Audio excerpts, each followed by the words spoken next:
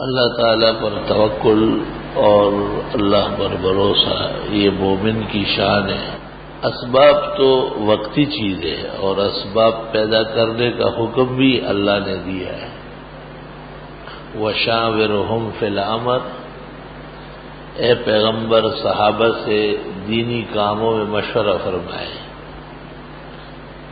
یہ مشاورت صحابہ سے دریافت، ان کی رائے کا معلوم کرنا اور ان کا اتار و چڑھاؤ سمجھنا، یہ اسباب ہے۔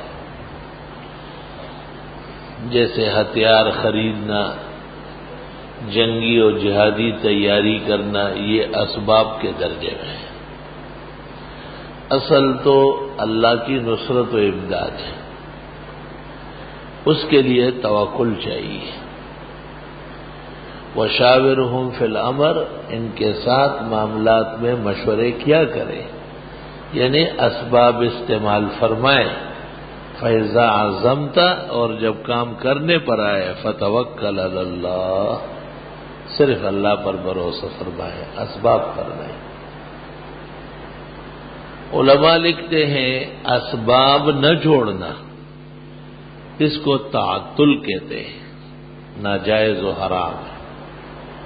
اور اسباب جوڑ کر اعتماد نہ کرنا اور بھروسہ اللہ پر کرنا، یہ توکل ہے۔ التعطل هو ترک الاسباب والتوکل هو دون الاعتماد الا على رب الارباب، فقہ اللغہ میں ہے۔ حدیث میں ہے نبی اکرم صلی اللہ علیہ وسلم کی خدمت میں ایک شخص کو چھینکیں آنے لگی۔ آپ نے اس کو کہا کہ آپ کو زکام ہے، دوا کھا لے، طبیب سے مشورہ کرے۔ اس شخص نے کہا اگر میری صحت مقدر ہے ضرور ملے گی، نہیں یہ مقدر تو بچ نہیں سکوں گا، دوا اور ڈاکٹر کی کیا ضرورت ہے۔ آپ نے کہا یا عباد اللہ، خدا کے بندے، تداؤ، دوائیاں استعمال کرو۔ ما جعل اللہ داء الا جعل له دواء، اللہ تعالیٰ نے جیسی بیماریاں پیدا فرمائی ان کے اسباب شفا بھی نازل فرمائے، اور آپ نے خود بھی طبیب سے مشاورت فرمائی ہے اور اس کے نسخے پر عمل بھی فرمایا ہے۔ علماء متفق ہے کہ علاج معالجہ اسباب کے درجے میں واجب ہے، اور وجوب کا ترک گناہ ہے۔ اگر کوئی شخص نزلے کی دوا نہیں کھاتا، کسی اور بیماری کی، تو گناہگار ہے۔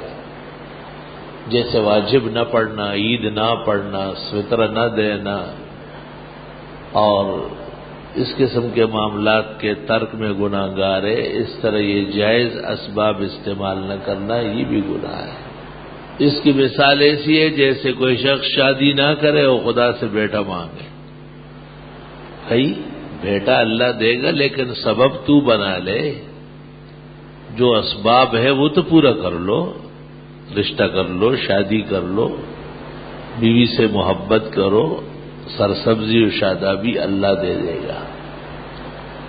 کوئی شخص بغیر ازدواج کے بیٹھا رہے، یا رب مجھے بیٹا دے، یا رب، تو اس کا منہ توڑ دینے کا قابل ہے۔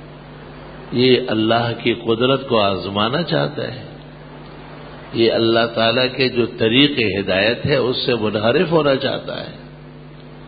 وَلَقَدْ أَرْسَلْنَا رُسُلًا مِّن قَبْلِكَ وَجَعَلْنَا لَهُمْ أَزْوَاجًا وَذُرِّيَّةً، جتنے پیغمبر ہم نے بھیجے سب نے شادیاں کی اور اللہ نے ان کو اولاد دی۔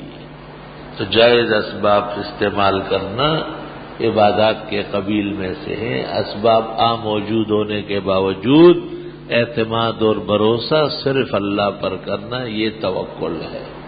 الحمدللہ رب العالمین، استغفرک اللہم و نسألک